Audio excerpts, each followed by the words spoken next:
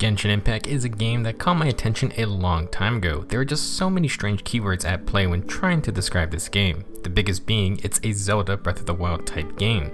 Okay, so that means at its core, it's an open world RPG with real-time combat and a very expansive playground to explore and have adventures on. But then you hear other keywords like it's free to play, and it's a gacha. That immediately piqued my interest because that just seems so bizarre, and I had to look more into this game. Over the past couple of months, there have been some closed beta tests for Genshin Impact, and I was lucky enough to get into the PlayStation 4 beta that started around the beginning of August. Unfortunately, they asked everyone to not show any footage from the current beta, so the B-roll I have in the background is all from trailers or past beta tests that I pieced together. I won't be able to show off specific things I want to talk about, so sorry about that. In this video, I want to share my experience with Genshin Impact so far. The game recently got an official release date of September 28th, which is barely a month away, and I wanted to help spread the word about this very neat game. So to start off with the basics, Genshin Impact is Mihoyo's newest game, and they are the makers of Honkai Impact. They definitely want Genshin Impact to have a wider audience because this game is not only on PC, iOS, and Android, but it's also coming to the PS4 and Nintendo Switch. Unfortunately, the September release date is only for PC and mobile, although they did release a PlayStation 4 specific trailer with a release date for fall 2020. For the Switch, there has been no release timing as far as I know. If you want to know if your PC or mobile device can run it, I will have a link with the recommended specs. All I'm going to say is that if you want to play on the highest settings on your phone, you're probably going to need something on the newer side of things. I do believe between PC and mobile there's going to be cross-save, and between all platforms I think there is cross-play. Genshin Impact is primarily a single-player game, but you can team up with friends for certain activities. Along with the multitude of platforms to play on, Genshin Impact will also have several dubs of the voiceover. You have the original Chinese version, and then there's also going to be a Japanese, Korean, and English dub. I don't think Honkai Impact had an English dub, so I do think Mihoyo is trying to make Genshin Impact more widely accessible, which is a good sign. From my experience, the English dub was pretty good, at least for the main characters. My only real gripe was that despite a lot of the dialogue having a voiceover, there was no option to auto-scroll and let the dialogue continue by itself. Regardless, I thought all the English dialogue and text was fine. I didn't really feel like anything major was poorly mistranslated. Let's now move on to what you'll be doing in the world of Genshin Impact. In typical open world game fashion, there is a main story you'll work on completing along with tons and tons of side quests. You do basically get free reign to explore the map, and there are a lot of waypoints and dungeons you can discover, which can then give you fast travel points all around the map. Like in Breath of the Wild, you do get an air glider, which is extremely convenient, plus you can climb and swim to get you where you want to go. All of these use stamina, and you recover stamina just by standing on flat ground. Now personally, I found exploring the two regions of Mondstadt and Liyue to be incredibly rewarding. Not only does the game just look good, but there were so many things to find and do along the way. In fact, the game heavily rewards exploration because strewn throughout the map are specific items you can collect, which you can turn in to get more stamina.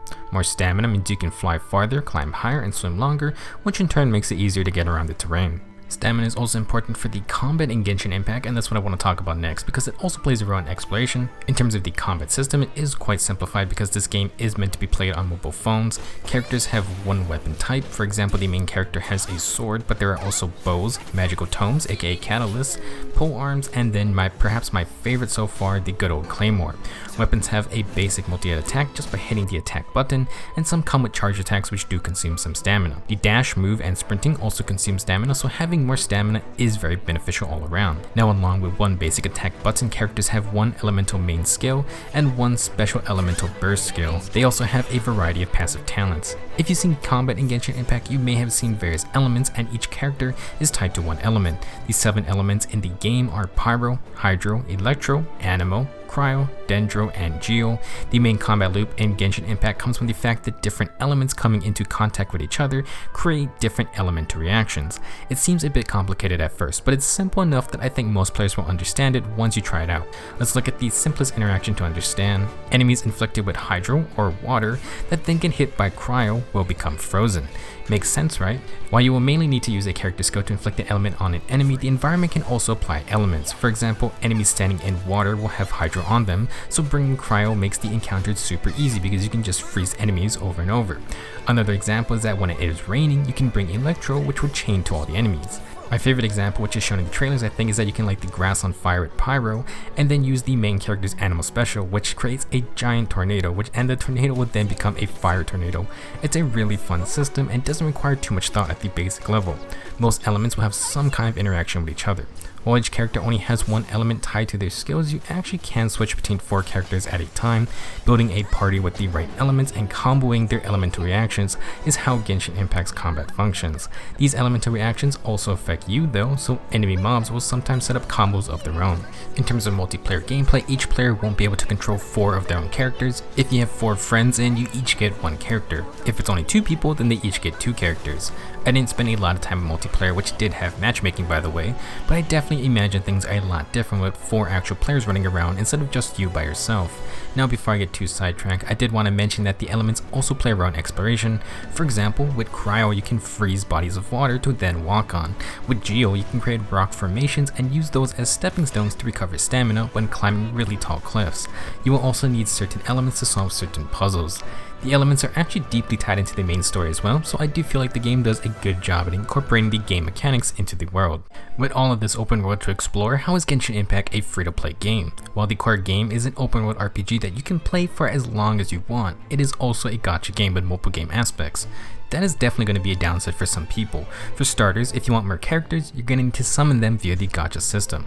The game does give you a couple characters for free to fill out your party. Along with the main character, which can be male or female, you will also get Amber, who is a pyro archer, Kaya, who is a cryo sword user, and then Lisa, who is an electro catalyst user, aka a mage. The main character, also called the Traveler, starts off as an animal sword user, however because of plot reasons they will also be able to use other elements. During my time in the beta, I did not have access to the gacha, so my experience with the game was about as free to play as you can get. I was easily able to explore and fight perfectly fine with our free characters, and I did get another character, Jiangling, from completing a certain event. So far, Genshin Impact seems like a game that you can play without spending a dime on new characters. Now, as you play the game, certain missions let you borrow other characters to use for a dungeon. It was obvious that these free trials are to entice players to want to summon for new characters, and I'll admit, it definitely works. The problem for Genshin Impact as a gacha game is that there is not a big cast of summonable characters. I believe the number is somewhere around 20 to 30 characters, and that in turn means the gacha rates are not great, and from what I've seen from past betas, the rates are really low. To make things worse, the majority of the summoning pool is filled with 3-star weapons, and there were also 4-star and 5-star weapons as well. While weapons can be swapped to all your characters, I don't think anyone is going to be excited about getting a 5-star sword over getting a 5-star character. The other really not fun part that I don't think is great is that the characters have a linear skill tree called the constellation system. These skills include things that can sometimes really affect how a character plays, but the only way to unlock them are to get duplicates of that character. I believe you can purchase items to also unlock those skills, but they are probably not going to be cheap at all. You can imagine the system is to push the whales to get the extra copies. While all of this is from the beta, I can only hope some changes are made because the gacha system is definitely my biggest worry, and certainly what is going to push people away if they aren't aware of how gacha games work. While you can play through the game with the free characters, how many players are going to stick around in the long term only using these same mode units? Now, to give the game some credit, you do get currency from summoning weapons or duplicate characters, and you can purchase items or 4-star characters or weapons with that. Maybe they can tweak that system or the gacha rates. I suppose the next major thing to address is, will Genshin Impact be pay to win? Well, the game does not have any PvP currently, so I guess technically not. This game doesn't really have much multiplayer aspects either, so do keep in mind that most of it is going to be a single player experience. In terms of other mobile game aspects, Genshin Impact does have a stamina or energy system. However, this is only for collecting rewards from certain dungeons or events. You can literally play the game forever just running around, exploring and killing stuff. That said, progression will be tied to that energy system partly. You will see that there is kind of an account level in this game in the form of adventure rank. You need a certain adventure rank to do certain missions to progress the story, and it also scales the difficulty of the world as you keep playing. You can level up your adventure rank by doing activities including daily missions or by expending your energy on dungeon runs or other farmable activities. As such, players who stay on top of their energy or use premium currency to get refreshes are going to be able to progress faster. This isn't too much of an issue because again, this is mainly a single player game, but compared to something like an actual $60 game, your progress technically is slowed. Genshin Impact is definitely meant to be played like a mobile title with shorter lengths of daily playtime spread over weeks, months, or years. Also keep in mind that there is no auto battle in this game. If you want to complete a dungeon to farm materials, you got to actually play the game. I would say from my experience, if you just log in to do the dailies and expend your energy, that is already at least half an hour to 45 minutes, maybe even an hour. In terms of what you'll be doing in between the story quests, there are many things you'll need to farm to upgrade your characters. Characters can ascend to increase their level caps, and they also have a weapon slot plus artifact slot. Artifacts come with set bonuses, and these can help change the playstyle for a character, so there are sure to be lots of builds people will create.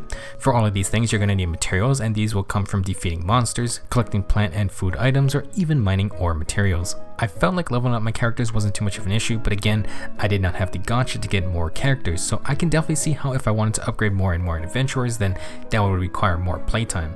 Regarding the endgame content, I'm not sure if I can comment on that since I was only playing the beta. Besides continuing to increase my adventure rank and farming materials to upgrade my characters, I would hope future updates continue to progress the story and provide events for players to participate in. I will say that from what I played, there is an easy 30 to 40 plus hours worth of content, and for a free game, I was more than satisfied. I definitely did not talk about everything Genshin Impact has to offer, but for some closing thoughts, I wanted to share some of my favorite parts of the game. The playable world was absolutely stunning, and while the grassy fields of Mondstadt is very picturesque, the landscapes in Liyue were just incredible to explore. They did a very good job of making sure you get to use that glider for a lot of fun. Genshin Impact also has a great musical soundtrack, and that's what I've been using throughout this video. Another visually appealing part of the game were the cutscenes. They were top notch, and I'll also say that a couple of the big boss fights I've encountered so far are very cinematic. For my favorite character gameplay wise, I would have to say that goes to Master Diluc, who I believe is one of the 5 stars you can summon. He was the only character I got to try who had the Claymore weapon type, and man, that playstyle was just super satisfying to me. Besides that, I guess my suggestion would be to give Genshin Impact a try. It is free to play, coming out on September 28th for PC and mobile devices. I think it will be a game that is best to explore blind, and I recommend just to have fun running around exploring the big open world. I think many others, including myself, have some worries about the game, mainly regarding the gacha system, but it's going to be up to Mihoyo to see how they can keep players coming back as time passes on. That's going to be it for this video. I hope you guys enjoyed, and I am looking forward to the actual release of Genshin Impact in about a month's time. I'll see you guys in the next one.